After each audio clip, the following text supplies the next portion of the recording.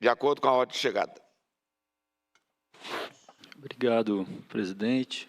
Bom dia a todos, todas. Bom dia, senhor Saulo Moura. Senhor Saulo, primeiro dizer que o deputado Fábio alertou do que aconteceria e nós vimos. Tem pouco compromisso com a verdade, inclusive eles estão pouco interessados pela verdade. Está até pouco interessado com o que o senhor tem a falar. Eu quero, antes de iniciar minhas questões, fazer 2 agradecimentos, presidente. Primeiro, agradecer ao deputado André Fernandes, do PL, pela CPMI do Congresso Nacional, que foi tão importante e um relatório substancial, 1.700 páginas, que indiciou e nos revelou a tentativa de golpe de Estado que aconteceu nesse país, organizada e orquestrada pelo próprio partido do André e pelo ex-presidente inelegível e agora também indiciado Jair Messias Bolsonaro. E eu quero agradecer também aqui a base do governo ibanês, que nos trouxe hoje evidências materiais muito importantes que revelam a omissão do próprio governador ibanês. É que eles esqueceram uma parte dos documentos, mas eu vou mostrar aqui. Senhor Saulo, primeiro, quantos anos o senhor tem de serviço na Agência de Inteligência Brasileira? 24 anos. 24 anos. Nesse tempo, no último período, nos 4 últimos anos, o senhor não estava no Brasil, correto? Sim, fiquei 3 anos como adido de inteligência junto à Embaixada do Brasil em Tóquio. Ok. Falo isso, senhor Saulo, porque nós vivemos os últimos anos no Brasil e os relatórios da CPMI é muito preciso, um momento muito difícil de desmonte do Estado, de destruição dos direitos. A população brasileira sofreu demais, vários morreram. Isso é reconhecido, inclusive, internacionalmente. O senhor, numa embaixada no Japão, provavelmente deve ter escutado de vários representantes de outras nações a preocupação que tinham com o caminho que o Brasil estava se direcionando. E digo isso porque foi dito aqui a opção de Estado. Essa era a opção de Estado dessa turma, destruir os direitos sociais e a própria democracia, porque o senhor respondeu uma questão aqui que, para mim, é a questão mais importante, porque eles falaram que o seu depoimento aqui ele é fundamental. E eu vou fazer essa pergunta novamente. Na sua opinião, teve uma tentativa de golpe de Estado nesse país?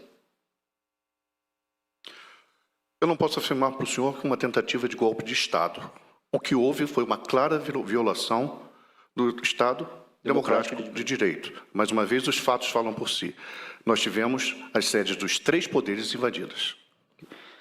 Perfeito, senhor Saulo. Acho que essa é a questão mais importante. Houve a violação do Estado democrático de direito.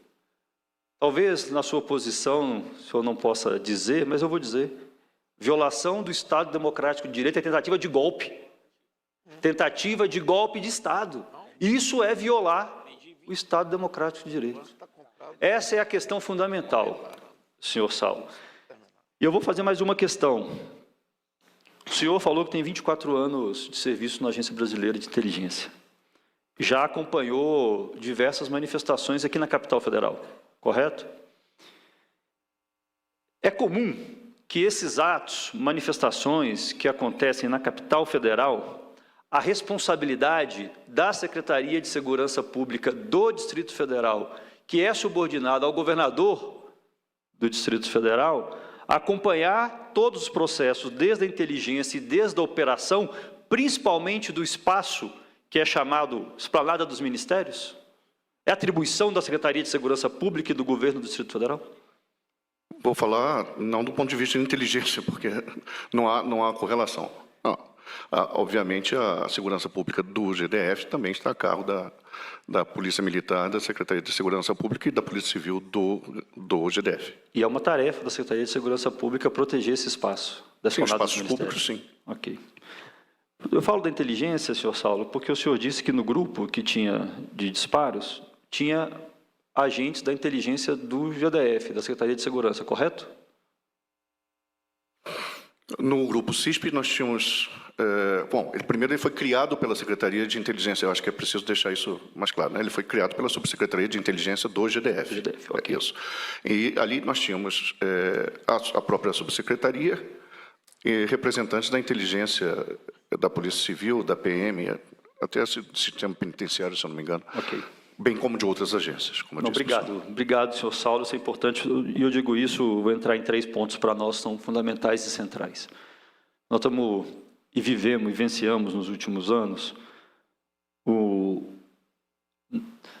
florescer, não vou chamar de florescer, porque flor é sempre uma boa referência, mas nós vivemos crescer com muita preocupação o fascismo no Brasil. E o fascismo, ele tem um problema que, além de sequestrar os direitos e a própria integridade física, porque o Estado que essa turma defende é aquele da ditadura militar.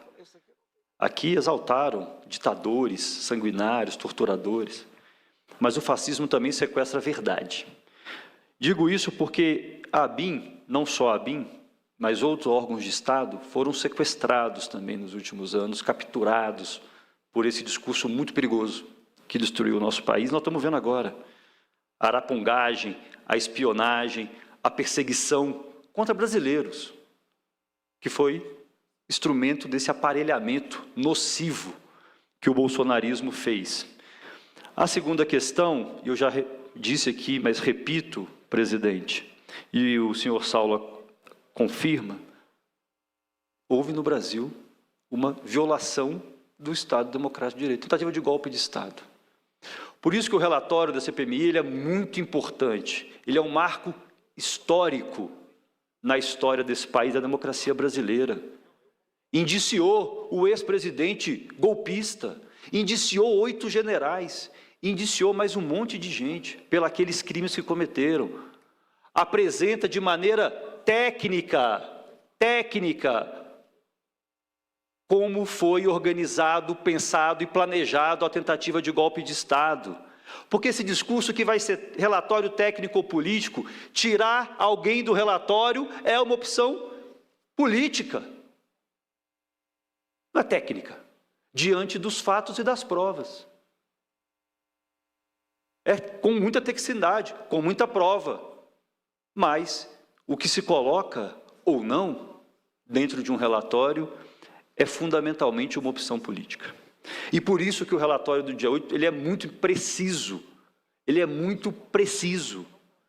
identifica com nitidez, com evidências e provas, quem articulou a tentativa de golpe de Estado. E a CPI ela é importante porque ela trata do dia 8, mas também do dia 12 de dezembro.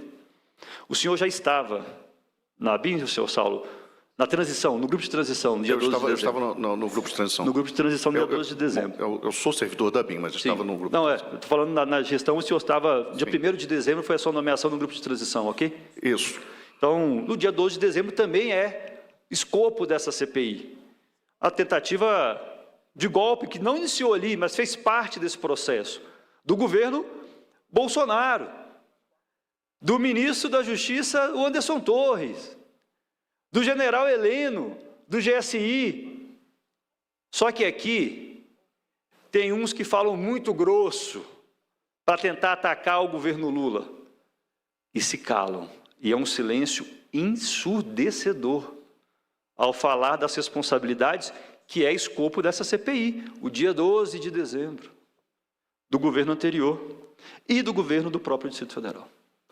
Por isso que eu reafirmo aqui, porque o senhor também reforça, senhor Saulo, como outros vários que estiveram aqui, o que nós já sabemos, de todas as falhas do processo da organização do dia 8 e do que se antecedeu o dia 8, o não reconhecimento do resultado das eleições, o aparelhamento das forças de Estado, a perseguição, o que aconteceu na PRF, o ex-diretor está preso, inclusive, por tentar sabotar e aparelhar a Polícia Rodoviária Federal, para evitar que eleitores do Lula votassem no dia 30 de outubro.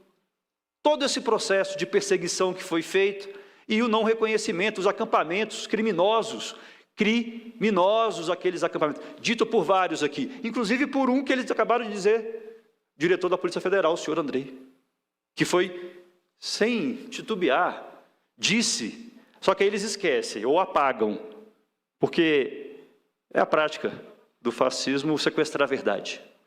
Então, aí, essa parte da fala do diretor-geral da Polícia Federal não vale, que os acampamentos foram criminosos e foi ali gestado e planejado a tentativa de golpe de Estado do dia 8 de janeiro.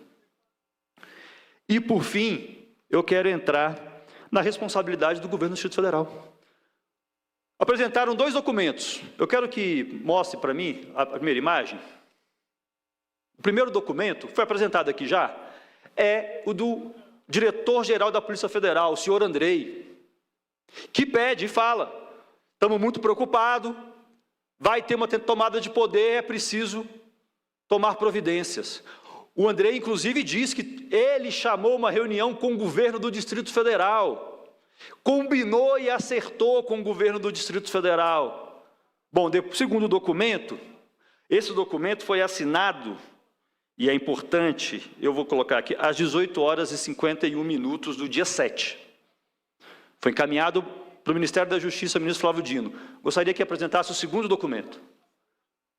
O Flávio Dino, de prontidão, encaminha um documento para o governo do Distrito Federal, autoriza o emprego da Força Nacional de Segurança Pública, às 19 horas e 11 minutos do mesmo dia 7, ou seja, 20 minutos depois, recebeu o documento da Polícia Federal e encaminhou para o governador. 20 minutos depois, está autorizado o emprego da força. Só que a Constituição diz quem pode autorizar é o governador do Estado. O governador do Estado é que precisa autorizar. O que o Ibanez fez? Que é o documento que eles esqueceram. Quero apresentar o terceiro documento. Ele pede o uso da Força Nacional. Sabe que horas, doutor Saulo?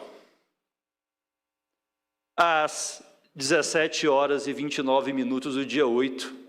Já estavam tomados os prédios. Porque alguém aqui perguntou.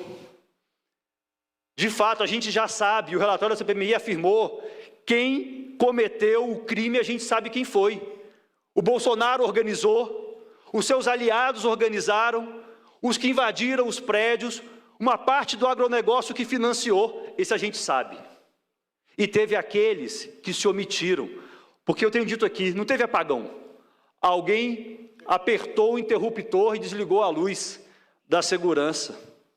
E quem deveria religar o interruptor da segurança, que era o governador do Distrito Federal, o senhor Ibanez, o que ele fez? Aproveitou o apagão e o escurinho para tirar uma soneca. Como ele mesmo disse, estava dormindo, dormiu, se omitiu, só pediu a Força Segurança depois que já tinha acontecido. Era ele que deveria ter acionado prontamente, como o ministro Flávio Dino pediu e autorizou. O governador Ibanez desrespeitou um pacto e um acordo feito com a Polícia Federal de fechar a esplanada, permitiu que os vândalos, permitiu que os golpistas descessem a esplanada, sendo que o senhor Andrei, da Polícia Federal, eles esquecem também essa parte, disse que chamou uma reunião com a Secretaria de Segurança Pública e nessa reunião combinou e acertou. Não permitam que os vândalos desçam a esplanada. O que aconteceu? Foram escoltados pela Polícia Militar ao invés de impedidos. É por isso que o alto comando da PM está preso. Porque o alto comando da Polícia Militar também, senhor Saulo, infelizmente, fez parte dessas instituições que foram capturadas pelo bolsonarismo. O bolsonarismo fez muito mal para o Brasil e ainda faz. O alto comando será responsabilizado, está sendo. Espero que no relatório dessa CPI também. E espero que não só essa casa, mas como indica o relatório da CPMI corretamente, que é preciso aprofundar as investigações sobre o governador Ibanez, principalmente sobre as omissões. E aqui eu quero agradecer de novo a bancada do governo, por apresentar as provas. Está aqui a linha do tempo. A Polícia Federal alertou, junto com a ABIN, o ministro da Justiça autorizou o emprego da força e o governador Ibanez tirou uma soneca. Dormiu diante da escuridão, do apagão que alguém mandou, que a gente sabe quem mandou apertar o interruptor, o senhor ex-presidente inelegível Bolsonaro e sua trupa de milicianos, e o Ibanez nada fez. É fundamental que a gente avance nas investigações.